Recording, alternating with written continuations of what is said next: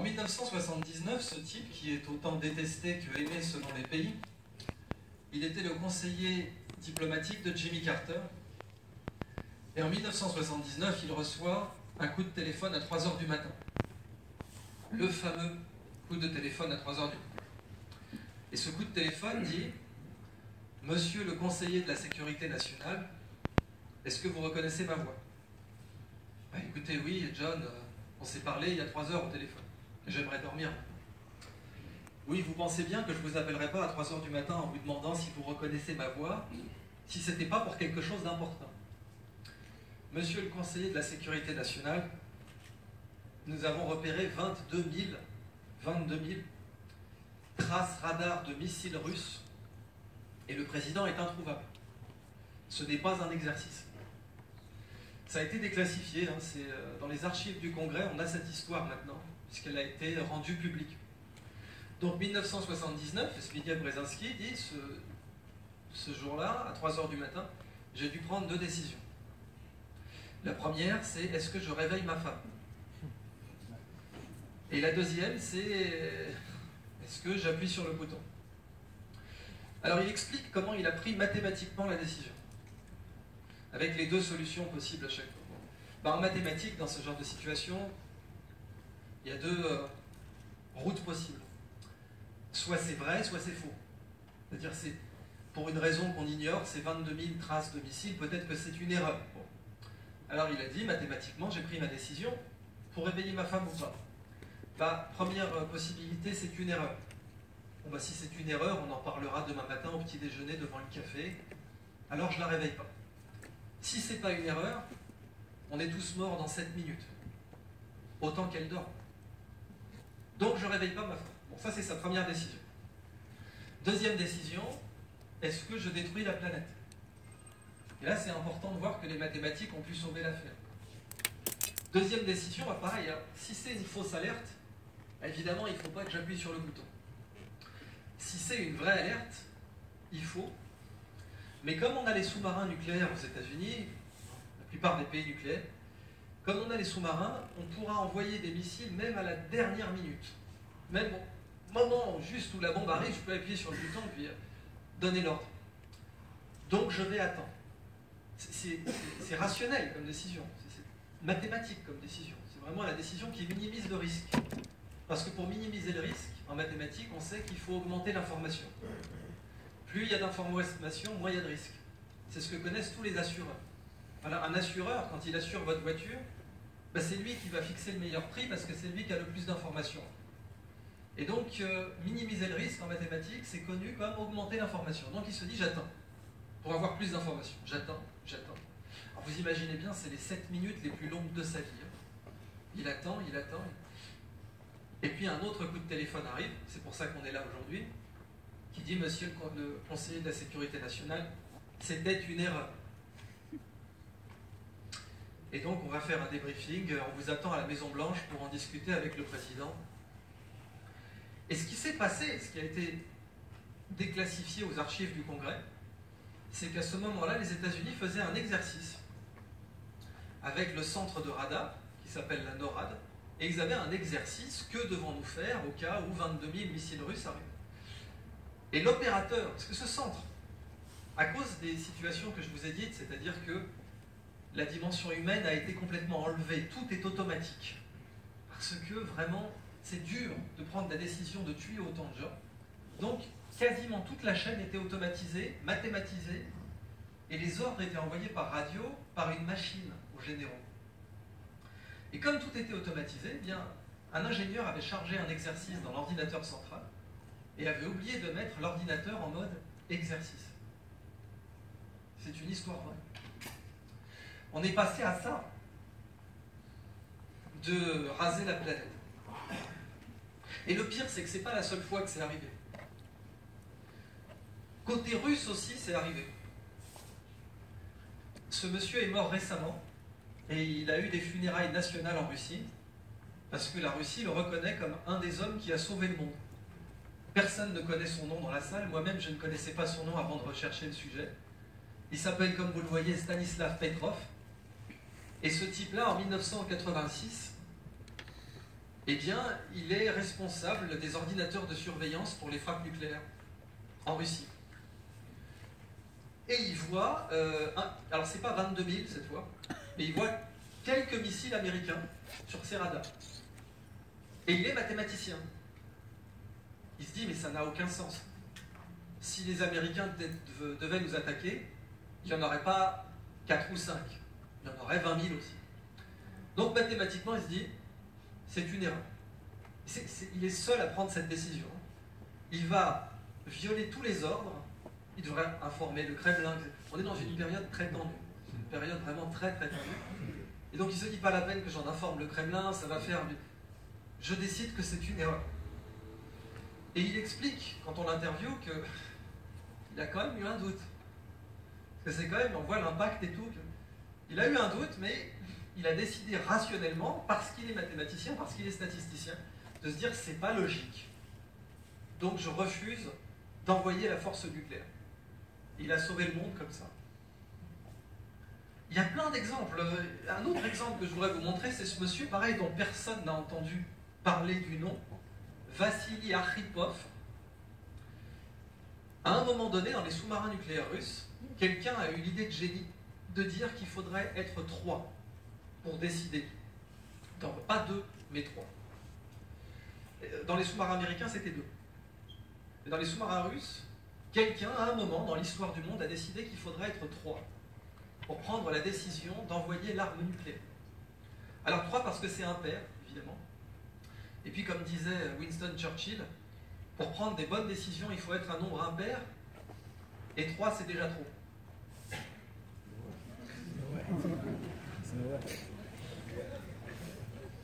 En l'occurrence, là 3 c'était un bon chiffre. Parce que ce jeune homme, donc on est, là cette fois c'est en 1962, pendant la crise des missiles de Cuba, et leur sous-marin est coupé du monde, et ils n'arrivent plus à avoir de contact radio, et il y a des navires américains autour d'eux, et ils ont des torpilles nucléaires. Et le chef du sous-marin décide qu'il faut envoyer une torpille nucléaire. Le commissaire politique décide qu'il faut envoyer une torpille nucléaire. Et lui dit non. Et il s'attend à se faire fusiller quand il rentrera en Russie. Il a évidemment été décoré, parce que s'il avait fait ça, on ne serait pas là aujourd'hui pour en parler. Alors, ce qui est dingue, c'est qu'aujourd'hui, dans toutes les situations de décision face à des méga morts, millions de morts, ce sont des mathématiciens qu'on envoie. En particulier aux États-Unis, mais aussi en Russie. Ce qu'a dit Brzezinski, c'est que de nos jours, c'est beaucoup plus facile de tuer que de gouverner 1 million de personnes. C'est triste, mais il a raison. Et vous voyez qu'on ne fait pas des congrès pour savoir comment tuer 1 million de personnes. Ça, aujourd'hui, l'humain, c'est fait. Mais nous, on fait un congrès aujourd'hui pour savoir comment vivre ensemble à plusieurs millions de personnes. Ça, c'est un sujet de recherche. Parce que c'est difficile. Et c'est technologiquement beaucoup plus difficile de faire vivre ensemble des millions de personnes que de fabriquer une bombe nucléaire. Ça, c'est facile. Et c'est pour ça que Martin Luther King a dit « Nous devons apprendre à vivre ensemble comme des frères ou à mourir ensemble comme des idiots. » Alors il y a cette situation dans Batman The Dark Knight, avec un excellent acteur pour le Joker, qui est une situation mathématique. Vous la connaissez peut-être, on appelle ça le dilemme du prisonnier. Alors, je ne vais pas vous raconter le film, parce que si vous ne l'avez pas vu, ce serait dommage. Mais je vais vous raconter la situation mathématique qui a inspiré une scène très importante de ce film. Et elle est purement mathématique, et c'est un problème de vivre ensemble. Vous avez 2 prisonniers, A et B. Ils sont arrêtés par la police, tous les 2, et ils sont mis dans 2 salles séparées. Et comme c'est un problème mathématique, on va simplifier leur décision. Ils n'ont que 2 choix possibles, chacun. Parler ou ne pas parler à la police. Donc, parler, on entend bien sûr dénoncer l'autre. Donc, ils n'ont que 2 choix. A et B sont dans 2 pièces séparées, et ils doivent choisir, est-ce que je dénonce mon camarade ou pas? Et voici les conséquences de leur choix. Si jamais les 2 se dénoncent, ils prennent tous les deux 5 ans de prison. Donc là, vous voyez dans la matrice les conséquences du choix. Si jamais les deux se dénoncent, ils sont punis tous les deux de 5 ans de prison. Si jamais le prisonnier A décide de ne pas parler et que l'autre le dénonce, le prisonnier A est puni de 20 ans de prison parce qu'il n'a pas coopéré et le prisonnier B est récompensé de 0 année de prison parce qu'il a coopéré. Le jeu est symétrique, donc c'est pareil dans l'autre sens. Si jamais le prisonnier B ne parle pas et que le prisonnier A le dénonce, eh bien le prisonnier B prend 20 ans de prison et le prisonnier A, 0. Et si les deux ne parlent pas, il n'y a aucune preuve, donc les deux sont libérés. Cette situation a été posée par le mathématicien John von Neumann dans les années 50, et John von Neumann était un des pères de la bombe atomique. Et il a posé la question, laquelle des deux stratégies, entre parler ou ne pas parler, est la plus rationnelle? Si vous êtes le prisonnier A dans votre prison, quel est le choix le plus raisonnable pour vous? Levez la main ceux qui pensent que c'est parler. Allez-y, prenez des risques. Et ceux qui pensent que c'est se taire? Alors, vous donnez de l'espoir en l'humanité. Et pourtant, mathématiquement, vous avez tort. Pour savoir quelle est la meilleure stratégie, il faut regarder colonne par colonne. Regardez la colonne « Parler » pour A. Vous avez le choix, si vous parlez, les deux conséquences possibles, c'est ou 5 ans ou 0. Si vous ne parlez pas, les deux conséquences possibles, c'est ou 20 ans et 0. Mathématiquement, il est recommandé de trahir. Mais comme c'est raisonnable, l'autre va faire pareil. Et donc on va aboutir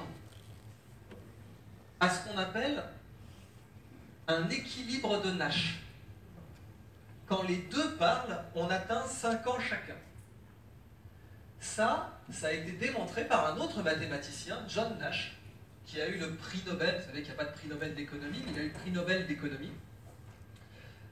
Parce qu'il a découvert cette situation où en fait les humains tendent vers le moins pire.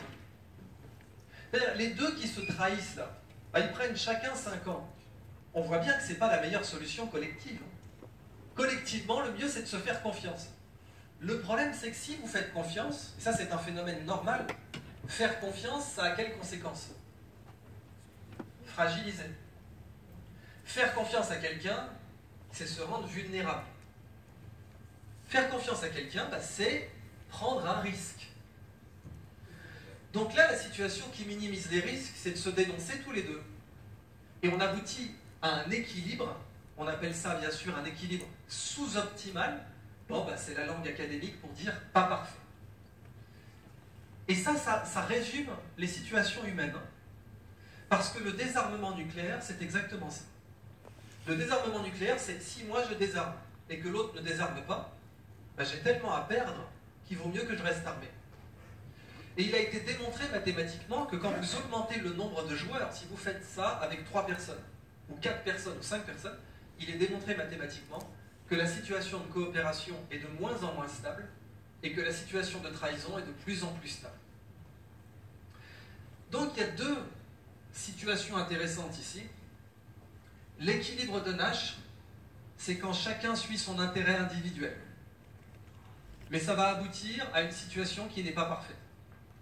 Et l'optimum de Pareto, c'est quand on obtient le maximum collectif. Et il est très dur à obtenir. Et dans la majorité des situations, on ne l'obtient pas.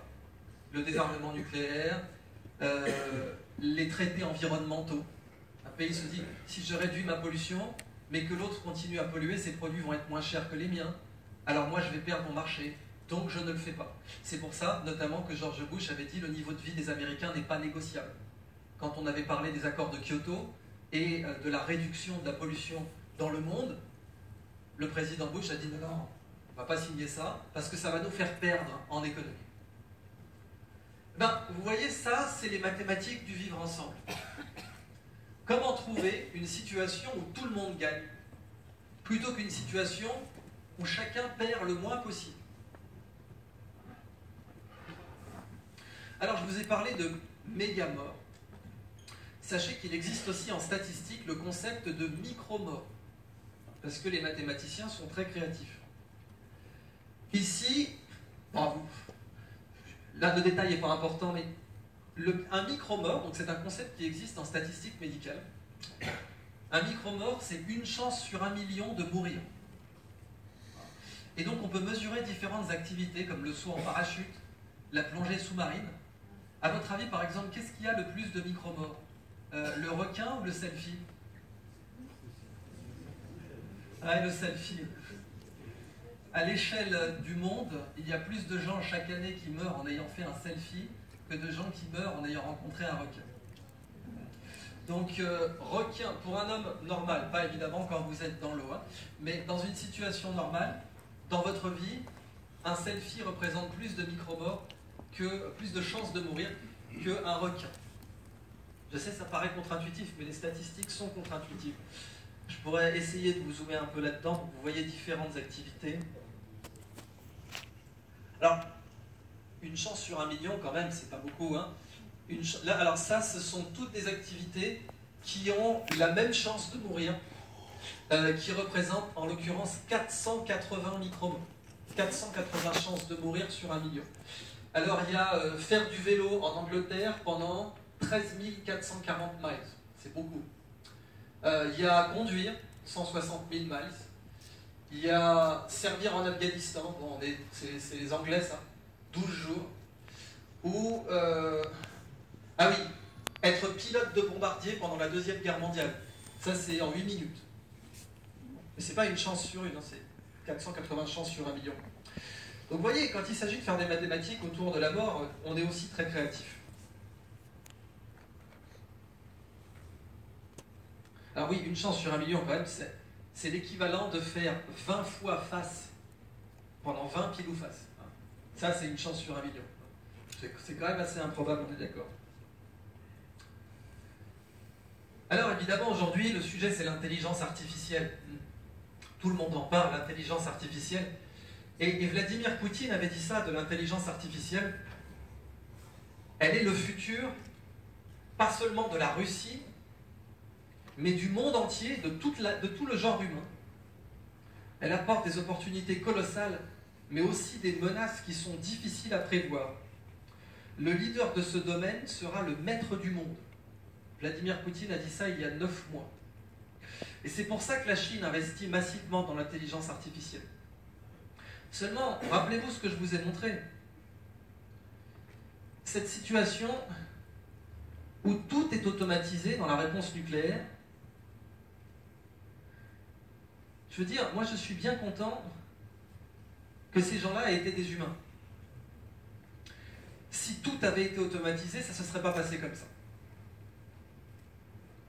Et en fait, l'intelligence artificielle, elle nous ramène à l'importance d'être humain, de ne pas être une machine. Là, j'ai mis d'un côté Vladimir Poutine et de l'autre, vous avez qui? Qui c'est ce monsieur-là? C'est Elon Musk. Elon Musk, c'est un grand entrepreneur américain qui possède la compagnie Tesla, des voitures électriques. Et lui, il a dit, j'aimerais beaucoup mourir sur Mars, mais pas à l'atterrissage. Je vous laisse réfléchir là-dessus 5 minutes. Et en fait, Elon Musk a fait une pétition mondiale pour interdire l'intelligence artificielle armée. Donc lui, il a fait une pétition pour demander à tous les pays de ne jamais permettre de tuer quelqu'un sans qu'un homme soit derrière la décision. Que ce ne soit pas un robot qui puisse décider comme ça s'il tue quelqu'un ou pas. Et il sait que la plupart des pays vont refuser. Parce que c'est le dilemme du prisonnier dont je vous ai parlé tout à l'heure. Si vous acceptez que l'autre pays ne l'accepte pas, il va vous battre. Alors, aujourd'hui, les États-Unis, la Chine, la Russie sont tous en train de se demander comment ils vont automatiser l'assassinat. Et bien sûr, c'est préoccupant. Bien, les premières personnes à s'être opposées à ça, entre autres, ce sont des mathématiciens et des physiciens. Par exemple, Stephen Hawking. Stephen Hawking a signé cette pétition, peu de temps avant sa mort, en disant que c'était un des plus grands enjeux politiques du XXIe siècle. Va-t-on autoriser ou pas des armes à être autonomes?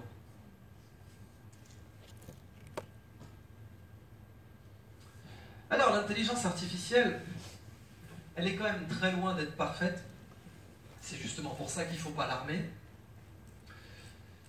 On a tendance à croire que plus une chose est ennuyeuse, plus elle est difficile mathématiquement. On a tendance à croire que notre notion de difficulté en mathématiques n'est pas forcément la bonne. Ça, par exemple, c'est un stade de jeu vidéo en Corée. C'est un stade de ce qu'on appelle le sport électronique, e-sport. Donc là, vous avez 80 000 personnes qui viennent pour assister à des compétitions de jeux vidéo. Ça paraît bizarre, hein? 80 000 personnes. Et en Corée du Sud, il y a un secrétaire d'État au sport électronique. Il a le rang de sous-ministre, juste dont le seul métier est de coordonner ce genre d'événements et donner des bourses aux étudiants pour qu'ils développent leurs compétences en sport électronique. Alors pourquoi? À votre avis, combien ils gagnent d'ailleurs les sportifs électroniques? Le gagnant là, à votre avis, il repart avec un chèque de combien en dollars? 6 millions. C'est des salaires de footballeurs. On leur donne, et en plus derrière, Google va essayer de les embaucher. À votre avis, pourquoi? Parce que Google, c'est pas une société de charité, il faut qu'ils gagnent de l'argent. Comment ils gagnent de l'argent en embauchant des gens comme ça, Google? Ils les embauchent pour entraîner leurs intelligences artificielles. Ces gens-là sont des entraîneurs d'intelligence artificielle parce que les ordinateurs n'arrivent pas à les battre. Alors, à votre avis, je vais vous donner plusieurs situations, tâches. Dites-moi laquelle, selon vous, est la plus difficile mathématiquement. Alors, faire un nœud de cravate, faire de la mayonnaise, jouer aux échecs, jouer au jeu de Go. Vous voyez, le jeu de Go, c'est comme les échecs, mais avec un plus gros plateau et puis juste des blancs et des noirs. Donc, cravate, mayonnaise, jouer aux échecs, jouer au jeu de Go, calculer la racine 13e d'un nombre à 100 chiffres, de tête. Il y a un gars qui fait ça. Il y a un petit génie en France, il fait ça. Il sait faire, je vais vous le montrer tout à l'heure. Ou bien jouer à un jeu vidéo, StarCraft 2. À votre avis, laquelle de ces tâches est mathématiquement la plus difficile? Bon, on va commencer par la plus facile alors. Laquelle est la plus facile? La mayonnaise? Le nœud de cravate plutôt.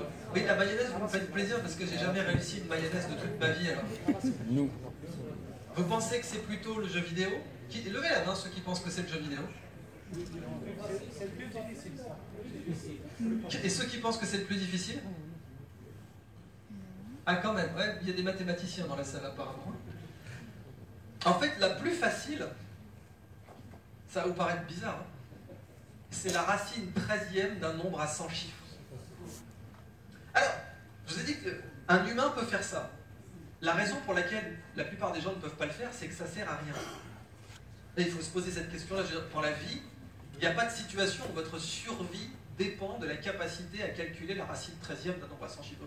Notre cerveau n'a pas gardé cette capacité-là, mais il pourrait le faire. Si on voulait s'entraîner, notre cerveau pourrait. Ça a été prouvé de façon parfaitement scientifique. Comment on calcule la difficulté mathématique? Alors, en informatique, la définition de la difficulté, c'est la longueur du programme. Le programme minimal qui peut résoudre la tâche, qui peut faire le travail, alors en assembleur, hein, pour être précis, s'il y a des informaticiens dans la salle, la définition la plus pratique de la difficulté d'un problème, c'est combien de lignes le programme fait. Calculer la racine 13e d'un nombre à 100 chiffres, ça prend une page. Pour un ordinateur, hein, c'est une page de programme. Donc en fait, c'est le plus simple. Après, il y a la racine 13e d'un nombre à 100 chiffres. La racine 13e, c'est le plus bas. Après, j'aurais pu parler d'équations aux dérivées partielles, de choses comme ça, mais Aujourd'hui, si vous voulez, il y a un site qui peut faire vos devoirs à la place de vos enfants. Il y a un site, vous scannez vos devoirs et il vous donne la réponse. Et ce site, il consomme moins d'électricité que Google.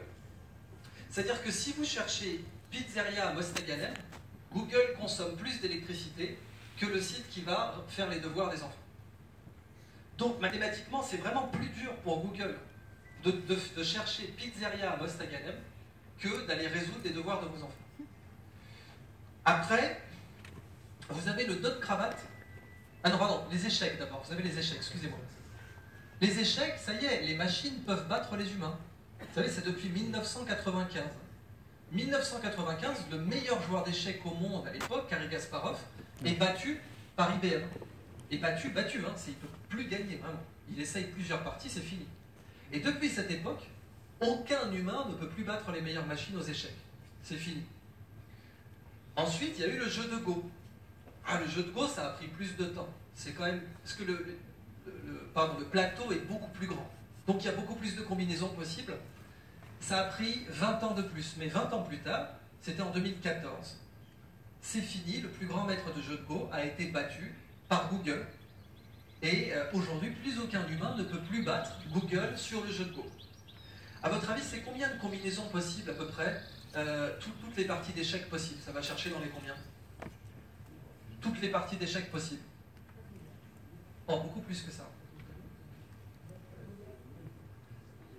C'est 10 puissance 120. La borne supérieure, c'est 1 suivi de 120 zéros. Ça, c'est toutes les parties d'échecs possibles. Toutes les parties de Go possibles, maintenant, c'est 10 puissance 800. Le nombre d'atomes dans l'univers, c'est 10 puissance 88. Toutes les parties de jeu de Go possibles, c'est 10 puissance 800. 1 suivi de 800 zéros. Et maintenant, parlons du jeu vidéo. Ça, donc, c'est un jeu bien précis qui s'appelle StarCraft 2. Une partie professionnelle dure 30 minutes. Et un joueur professionnel a 400 actions par minute sur le clavier. 400 actions par minute. Le record pendant une période très courte, c'est 800 actions par minute. Ça fait 13 actions par seconde. 13 actions par seconde. Sur un clavier, comme ça. Essayez de compter jusqu'à 13 dans votre tête en moins d'une seconde.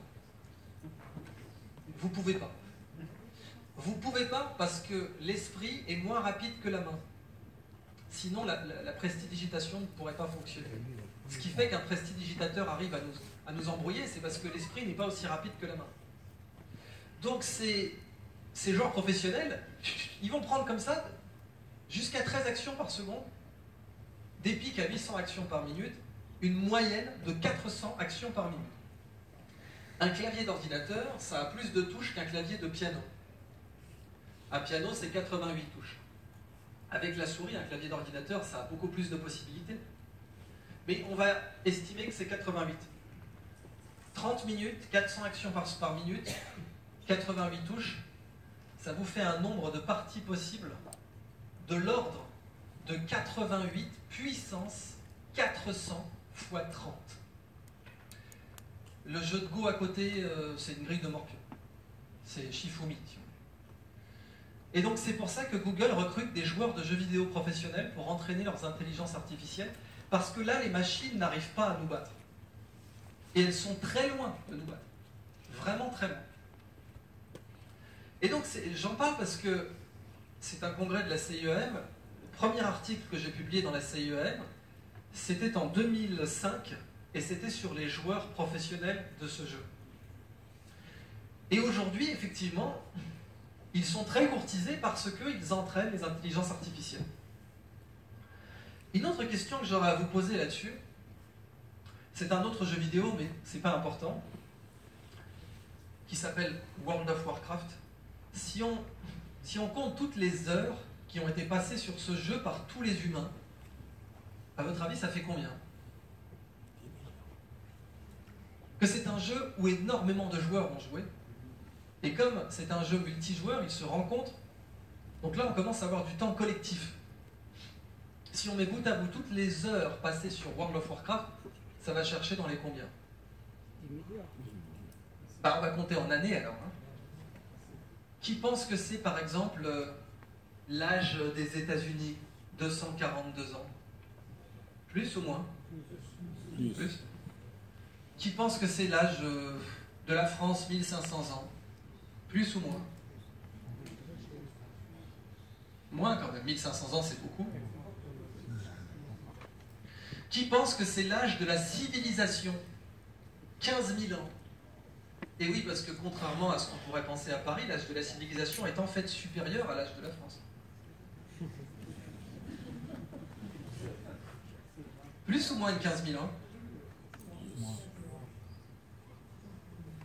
En fait, c'est 7 millions d'années. De 2004 à 2014, si on compte tous les gens qui ont joué dans cet autre jeu, c'est 7 millions d'années qui ont été dépensées sur ce jeu. Alors pour l'instant, ça sert à rien. Enfin si, pour la société de jeux vidéo, ça sert beaucoup. Hein. Mais vous allez voir qu'en fait, la capacité à mettre des millions de personnes sur un jeu, ça pourrait faire progresser les sciences. Et on commence à voir des cas comme ça.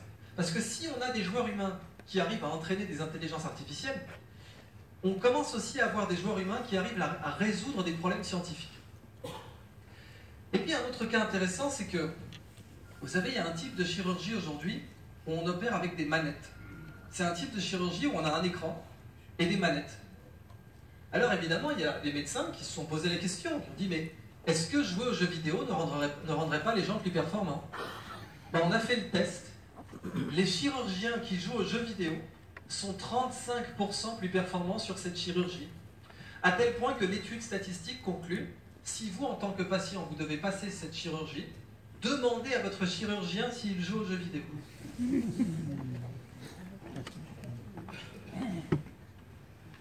Allez, assez parlé des maths et de la mort, parlons des maths et de la vie maintenant. Ça, ce sont des fourmis. Ce sont des fourmis d'Amazonie, qu'on appelle les fourmis de feu. Elles sont très intelligentes. Parce qu'en biologie, c'est quoi la définition de l'intelligence? C'est quoi être intelligent?